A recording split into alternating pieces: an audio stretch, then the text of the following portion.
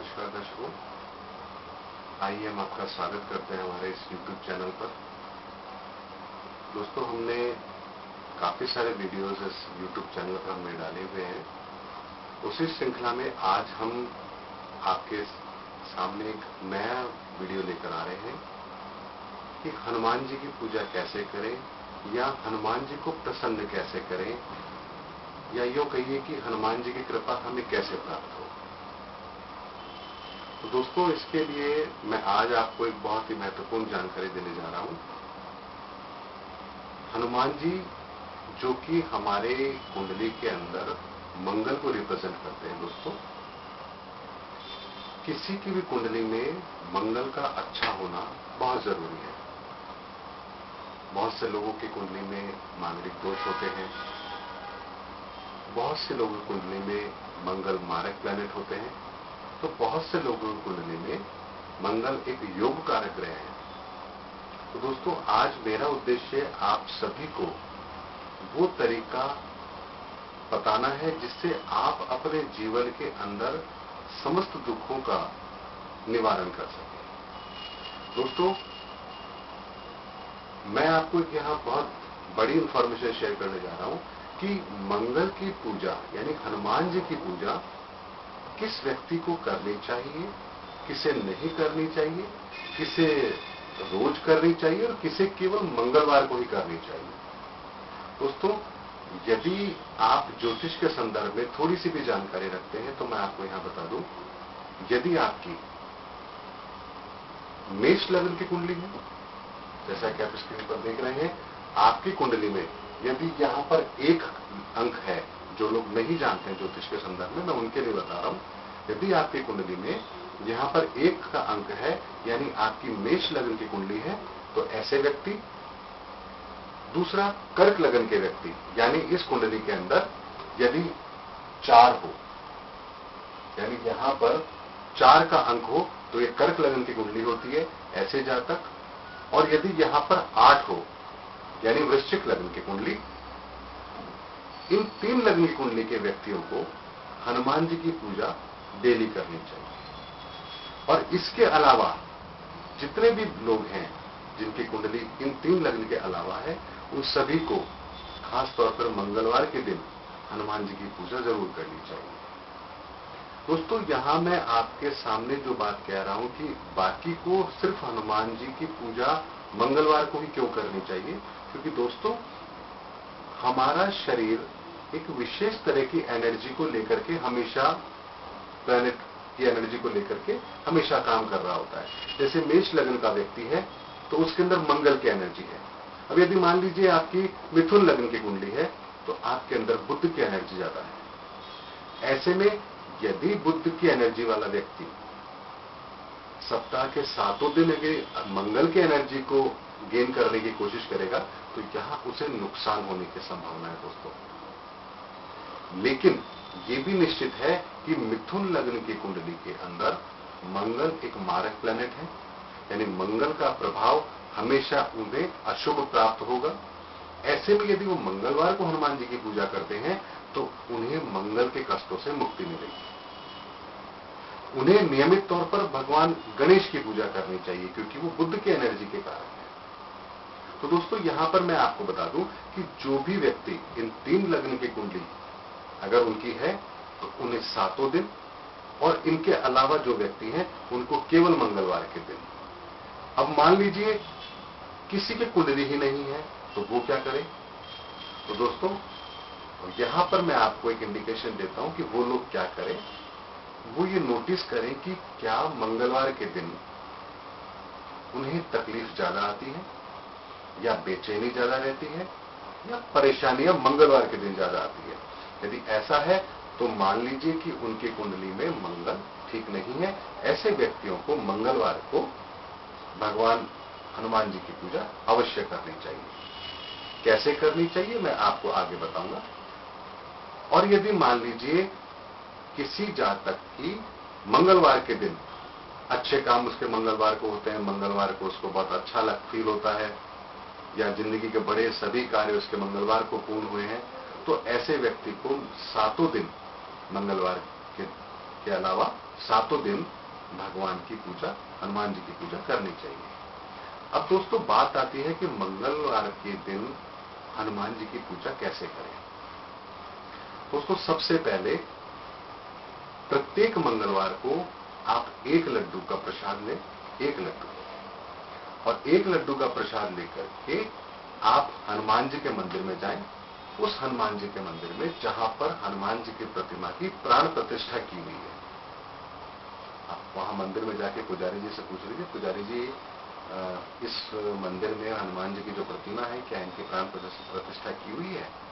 बहुत सी जगह पर खाली किसी शिला पर सिंदूर लगा करके भी हनुमान जी को विराजमान कर दिया जाता है या मंदिर बना दिया जाता है। मैं उस संदर्भ में कुछ नहीं कहना चाहता, लेकिन जहां पर उनकी प्राण प्रतिष्ठा हुई है ऐसे किसी मंदिर में आप जाकर के मंगलवार के दिन एक लड्डू भगवान को अर्पित करें। साथ में जो भी आप दक्षिणा, 1 रुपए, 2 रुपए, 5 रुपए, 10 रुपए, जो भी आपकी यथायोग्य श्रद्धा है वो उसके साथ में वहां पर पुजारी जी को दे, भगवान को अर्पित करें। हाथ जोड़कर प्रार्थना करें, हे मंगलदेव हम पर अपनी कृपा दृष्टि बनाए रखो। ऐसा कहकर जो 3 लग्न मैंने आपको बताए, मेष लग्न, कर्क लग्न और वृश्चिक लग्न, इन लग्न के अलावा जो भी व्यक्ति जा रहे हैं मंगलवार के दिन, वो उस प्रसाद को वहीं पर भगवान के मंदिर में चढ़ा के आ जाए, उसे लेना नहीं है दोस्तों।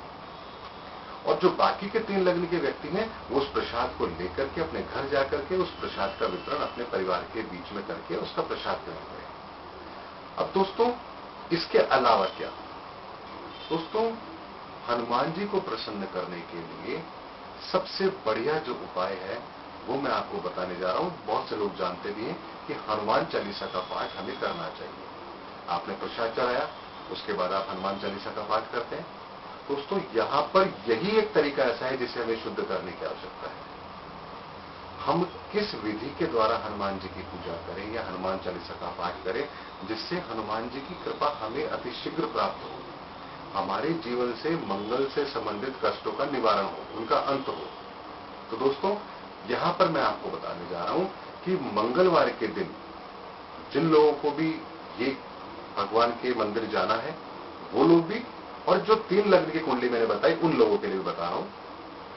प्रसाद चढ़ाने के बाद आप वहां पर आराम से बड़े श्रद्धा भाव के साथ एक मध्यम सुर में, यानी इतना भी ऊंचे सुर में नहीं कि आपके आस पड़ोस के लोगों को थोड़ी तकलीफ हो या वो भी कुछ हनुमान चालीसा का पाठ कर रहे हो तो कहीं उनका ध्यान भटके, और इतना सूक्ष्म भी नहीं कि आप मन में ही बोल रहे हैं। एक बहुत ही मध्यम सुर के अंदर आप हनुमान चालीसा का पाठ करें। मन में नहीं पढ़ना है दोस्तों, मध्यम सुर के अंदर हनुमान चालीसा का पाठ करना है। श्री गुरु चरण सरोज रज निज मन मुकुर सुधारि वरनव रघुबर जसु जोदायक पंचाल। इस हनुमान चालीसा को पाठ को करने के बाद में अब दोस्तों मैं यहां पर आपको एक उदाहरण के माध्यम से समझाता हूं। यदि हमारा कोई काम अटक रहा है या हमारे को कोई समस्या है और हमें पता लगता है कि ये फलाना व्यक्ति है या ये अधिकारी है, ये हमारी समस्या का समाधान कर सकता है, तो दोस्तों हम क्या करते हैं, हम उनके घर पर जाते हैं तो हाथ जोड़ के नमस्कार करते हैं। तो यहां पर हमने क्या किया हनुमान जी के सामने, यहां पर हमने भी उनका अभिनंदन किया। जैसे हम किसी के घर जाते हैं वहां अभिनंदन करते हैं, वैसे हमने यहां अभिनंदन किया। अब क्या आप किसी के घर जाते हो तो वहां जाते ही आप ये कह देते हो कि जी मैं इस काम से आया हूं, वहां आप थोड़ा वक्त देते हैं और फिर उसके बाद उनके हालचाल पूछते हैं और उसके बाद अपनी बात कहते हैं। तो यहां पर भी श्री गुरु चरण सरोज रज, यानी हमने भगवान की स्तुति करी, और स्तुति करने के बाद अब हम आए किस काम से हैं, अपने कष्टों के निवारण के लिए ना। तो यहां पर हनुमान चालीसा में संकट मोचन हनुमान चालीसा के अंदर एक आता है, बाल समय रवि भक्षलियो तब तीनों लोग भय उंधियारो। यानी यहां पर हम अब उनसे रिक्वेस्ट कर रहे हैं कि हमारे कष्टों को हरो। जैसा कि कौन उस संकट मोह गरीब को जो तुमसे नहीं जात है टारो, बेगी हरो हनुमान महाप्रभु जो कुछ संकट हुए हमारो। यानी हमने अपने संकटों के निवारण के लिए उनसे रिक्वेस्ट करी। यानी किसी के पास आप गए, अधिकारी के पास, आपने नमस्कार किया, गए बैठे, फिर आपने उनसे कहा कि सर मेरा ये काम है, ये प्रॉब्लम है। अब जब आपने प्रॉब्लम बता देते तो क्या करते हैं, उठ करके सीधा चल देते हैं क्या? नहीं ना। तो यहां पर भी संकट मोचन करने के पश्चात यहां पर तीसरे स्टेप में आपको करना है, श्री रामचंद्र कृपालु भजवन हरण भव भय दारुणम।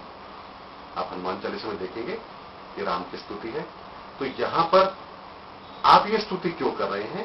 क्योंकि जब हम अपनी व्यथा को प्रकट कर रहे हैं भगवान के सामने, तो वहां पर हम फिर भगवान के अति प्रिय श्री राम के का वर्णन भी करते हैं। जैसे आप किसी अधिकारी के गए, आपने अपनी बात रखी, अपनी बात रखने के बाद में आप उठकर सीधे नहीं आते ना, हम कहते हैं अच्छा बच्चे कैसे हैं, घर में मम्मी पापा कैसे हैं, पापा का स्वास्थ्य कैसा है, एक नॉर्मल से फॉर्मल बात हम करते हैं। तो यहां पर भी हम भगवान को जो सबसे प्रिय हैं श्री राम, हम उनकी स्तुति करते हैं, उनका वर्णन करते हैं, जिससे भगवान प्रसन्न होते हैं, हनुमान जी प्रसन्न होते हैं। अब उसके बाद हम स्टेप क्या लेते हैं? हम माता पिता के हाल चाल पूछने के बाद में फिर जिस अधिकारी से हम मिलने गए, उसके जो प्रिय हैं, उसके परिवार के सदस्य, उसके बारे में बात करी। यहां हमने हनुमान जी के सामने श्री राम की बात करी। फिर उसके बाद उनके उन क्षणों को याद करते हैं जो क्षण उनके जीवन में सबसे महत्वपूर्ण थे।